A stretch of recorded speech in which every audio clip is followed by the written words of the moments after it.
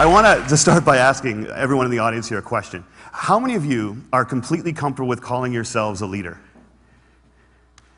See, I've asked that question all the way across the country, and everywhere I ask it, no matter where, there's always a huge portion of the audience that won't put up their hand. And I've come to realize that we have made leadership into something bigger than us. We made it into something beyond us. We made it about changing the world. And we've taken this title of leader and we treat it as if it's something that one day we're going to deserve. But to give it to ourselves right now means a level of arrogance or cockiness that we're not comfortable with. And I worry sometimes that we spend so much time celebrating amazing things that hardly anybody can do that we've convinced ourselves that those are the only things we're celebrating. And we start to devalue the things that we can do every day. And we start to take moments where we truly are a leader and we don't let ourselves take credit for it and we don't let ourselves feel good about it. And I've been lucky enough over the last 10 years to work with some amazing people who have helped me redefine leadership in a way that I think has made me happier. And with my short time today, I just want to share with you the one story that is probably most responsible for that redefinition. I went to a school on a little school called Mount Allison University in Sackville, New Brunswick. And on my last day there, a girl came up to me and she said, "I remember the first time that I met you." And then she told me a story that happened 4 years earlier. She said, "On my day before I started university, I was in the hotel room with my mom and my dad, and I was so scared and so convinced that I couldn't do this, that I wasn't ready for university, that I just burst into tears. And my mom and my dad were amazing. They were like, 'Look, we know you're scared, but let's just go tomorrow. Let's go to the first day, and if at any point you feel as if you can't do this, that's fine. Just tell us, we will take you home. We love you no matter what.' And she said, so I went the next day and I was standing in line getting ready for registration and I looked around and I just knew I couldn't do it. I knew I wasn't ready. I knew I had to quit. And she says, I made that decision and as soon as I made it, there was this incredible feeling of peace that came over me. And I turned to my mom and my dad to tell them that we needed to go home. And just at that moment, you came out of the Student Union building wearing the stupidest hat I have ever seen in my life. It was awesome.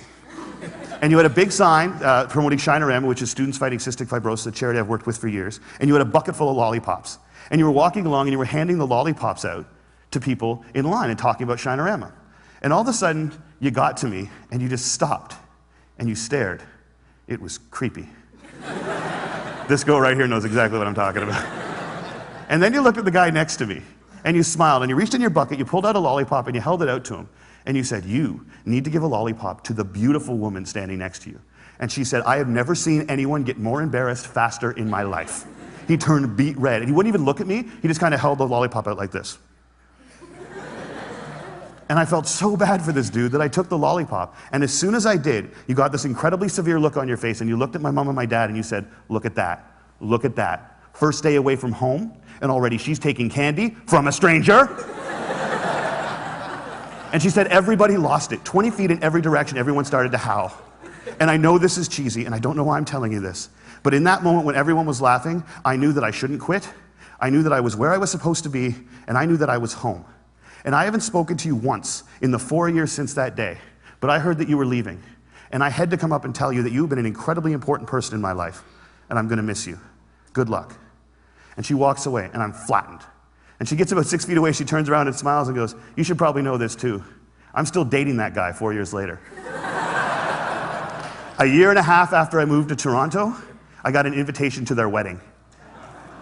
Here's the kicker, I don't remember that.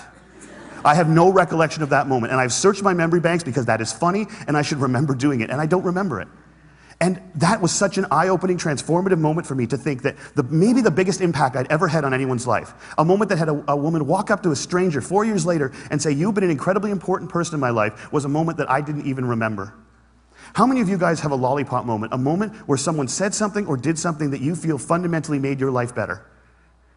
All right. How many of you have told that person they did it? See, why not? We celebrate birthdays where all you have to do is not die for 365 days. And yet we let people who have made our lives better walk around without knowing it. And every single one of you has been the catalyst for a lollipop moment. You have made someone's life better by something that you said or that you did. And if you think you haven't, think about all the hands that didn't go back up when I asked that question. You're just one of the people who hasn't been told. But it is so scary to think of ourselves as that powerful. It can be frightening to think that we can matter that much to other people. Because as long as we make leadership something bigger than us, as long as we keep leadership something beyond us, as long as we make it about changing the world, we give ourselves an excuse not to expect it every day from ourselves and from each other. Marianne Williamson said, our greatest fear is not that we are inadequate. Our greatest fear is that we are powerful beyond measure. It is our light and not our darkness that frightens us.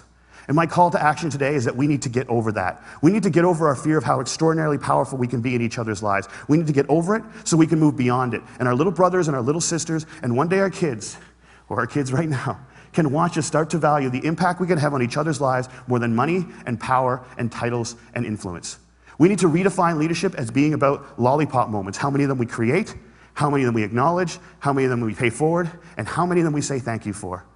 Because we've made leadership about changing the world, and there is no world. There's only 6 billion understandings of it. And if you change one person's understanding of it, one person's understanding of what they're capable of, one person's understanding of how much people care about them, one person's understanding of how powerful an agent for change they can be in this world, you change the whole thing. And if we can understand leadership like that, I think if we can redefine leadership like that, I think we can change everything. And it's a simple idea, but I don't think it's a small one. And I want to thank you all so much for letting me share it with you today.